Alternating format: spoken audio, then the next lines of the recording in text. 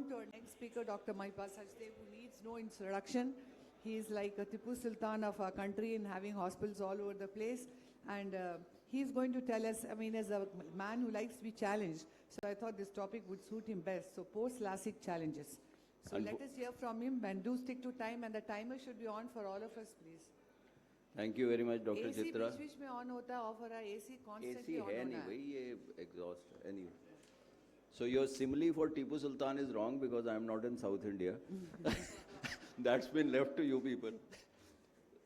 Anyway, so I'll be talking about, she always gives me the challenges or the post-op complications because I am very adept at causing complications.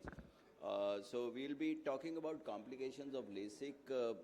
So there are several complications. The first and the foremost that you need to tell every patient, I really don't put that as a complication, but under or over correction is something that is part and parcel of any treatment that you are doing. Induced astigmatism, then you are talking, this is something that used to be there, Central Island. The first machine that we had in 1997 was a Summit machine, which was a broad beam laser, and you used to have what is called as a central island. So basically the etiology was not fully known, but it was the hydration of the center or the plume coming in the central part. So what you had was an unablated area, but with the flying spot technology, I think it's more for academic interest that central islands used to happen. Again, because there wasn't an eye tracking, there wasn't a locking on the center, so there you could get a decentered ablation, and that could be totally off what it was. Then with the more longer ablations, there was a drying, so therefore what has happened now is that you have faster lasers, so the time that is taken for the laser treatment, excimer treatment has gone down dramatically. Otherwise, if you are doing a hyperopic correction, which was say a +5 or something like that, it would take more than a minute and a half for the laser to take care. Now the second part, this is as regards the refractive part and the laser part, and then you look at the flap part.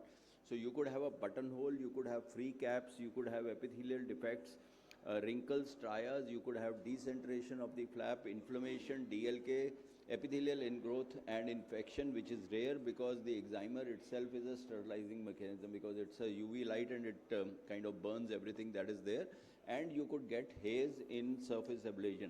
So these were the kind of complications. Again, majority of us, there is still lenticule, there is still a microkeratome that is being used by people, but when you are looking at a femto, you don't get buttonholes and you don't get free cap. So that complication rates have also gone down.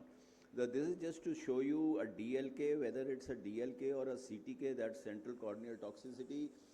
You need to differentiate that, but this is a kind of an opacity, and the dictum is intervene early. And what the intervention is that you have to just relift the flap and you have to wash it from both the sides, under surface as also this. You can put a small dose of interface in the interface, an antibiotic and a steroid if you are sure that it is DLK, because it's an inflammatory response. So you do that and then you put back the whole thing. So this is what you need to do on a DLK. This is a typical picture which you could get more so in flaps which were made by the microkeratome. The second thing is, if you are doing a flat relift, as I showed you in the previous case, the incidence of epithelial ingrowth goes up because the flap adherence is poor. So this is what you get and also hyperopic flaps. So these are where you get more of epithelial ingrowth. This again has been left, not my case, was referred to us. So this is an epithelial ingrowth. You have to see where the track is, and this has been there for a long time. Again, the idea is to relift the flap. As you can see, this is the flap, you have to relift it, and whatever is this epithelial ingrowth which is there, you can see here, you can perforate at this particular point because there has been collagen melting. So you need to be very careful, as you can see, and see the loose epithelium that is there, the nests that have been created. You just need to go ahead and wash it. Now the question is, some people use mitomycin C, some people use ethanol, and some people obviously put glue, a bandage contact lens with a glue to seal, because as it is, there is an epithelial ingrowth and you have relifted a flap, then there is a problem. And see, this is the hockey stick that I am using to actually take this out, whatever is there, mitomycin C and ethanol, both of them I use, and I put a bandage contact lens with a glue that you can see. You have to do remove it both from the undersurface, and you can see that's where the whole thing was. You can see that there is the collagen and this is the glue that is being applied, and then you put a bandage contact lens, so this will take care of the situation. This is इसका video कहाँ है?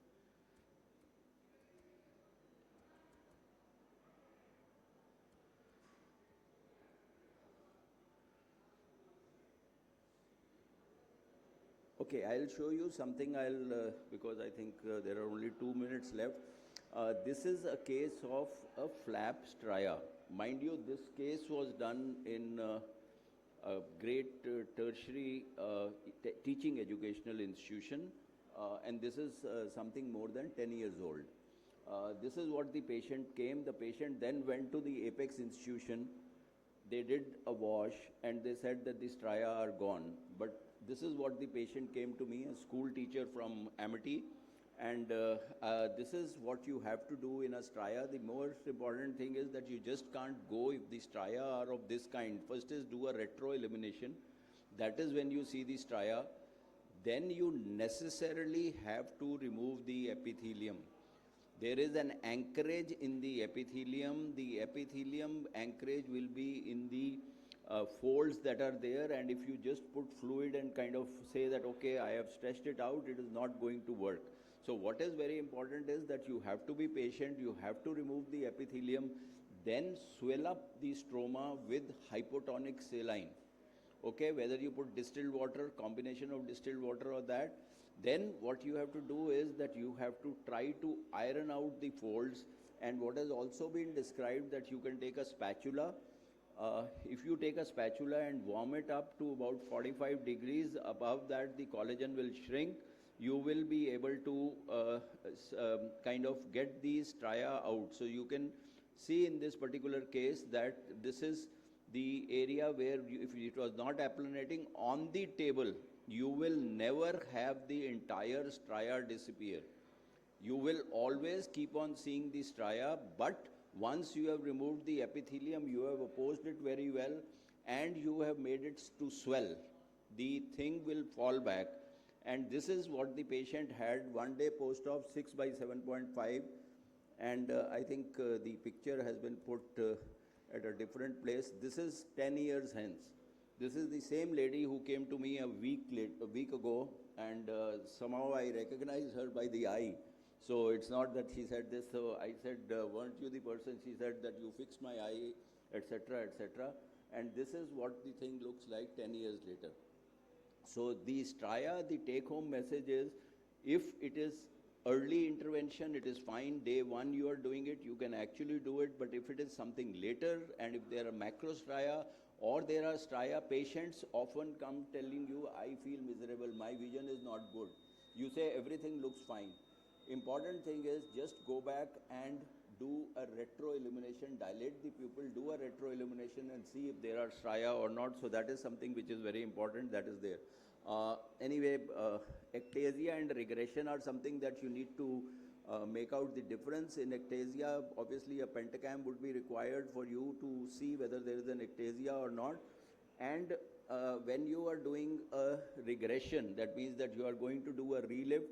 In our earlier days when we didn't have the ASOCT. So what you would do is that you would actually need to do a central pachymeter after lifting the flap, because the flap standard deviations were very large. When you were doing a blade microkeratome, and if you were cutting a 140 or a 160 flap, you could actually end up with 200 or whatever. So the standard deviation, so what is the residual bed needed to be seen? So even today the residual bed needs to be seen, but you can see it with an ASOCT. That is important for you to do an ASOCT. And again, the question is whether to do a relift or to do a recut. In a femto, you can do a recut by making it smaller, and if you have the whole thing that is available, we have cut 110 micron or 120, you can go in the same plane, or you can just do a fresh side cut. That is what people do, that you just do a fresh side cut. But this is the typical thing. This is several years after that. This is a relift. Epithelial ingos, just do this.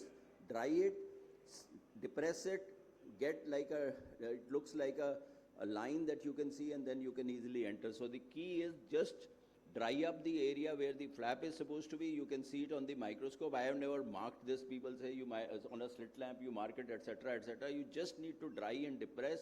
If you want, I can show you again. This is, see this, just dry it, depress it, that thing comes into play and you can actually easily lift it. So I think that's about it, Dr. Chitra, that's what my time Yeah. allows. And one important thing is for ectasias, believe me, a cross-linking alone in a post-LASIK ectasia does not work. We always combine it with an intax. I haven't done CARES, but you need to, because you are basically cross-linking the flap. That's not going to stop the entire procedure, whether it's a silk or a smile or, sorry, a silk is too early for me to get ectasias, but whether it's a lenticule or whether it is a flap, you need to do a cross-linking and do it the earliest. Cross-linking with an intracorneal ring segment. So that's all that I'll wish to say. Thank you very much for your kind attention. Thank you. Thank you, Dr. Mahipal. As far as, while Dr. Ramamurthy gets connected, as far as the epithelial ingrowth, all that he said was exactly the way it to be done.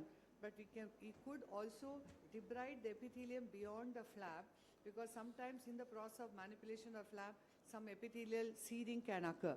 So if you debride the epithelium beyond the flap, and if you're using mitomycin, debride it on the stromal bed and the undersurface of the flap and place mitomycin on both sides and then wash it off. Could be a further thing beyond the glue which he suggested. And of course, as far as the flaps try, I think we covered it. Thank you very much, Dr. Mahipal. I do hope you stay on. There's going to be some very